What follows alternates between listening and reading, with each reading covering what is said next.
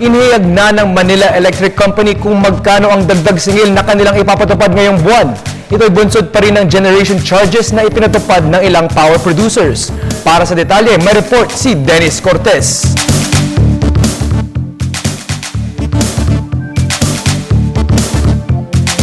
Inanunsyo na ng Meralco kung magkano ang dagdag singil na kanilang ipatutupad ngayong buwan.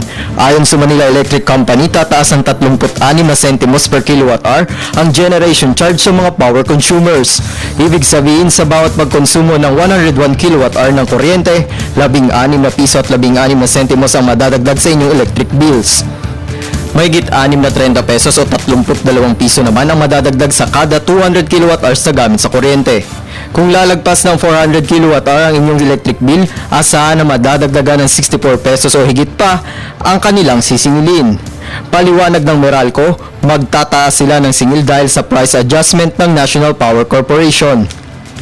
Tumaas umano ang generation charge ng napukol sa kumpanya ng 44 centavos per kilowatt-hour.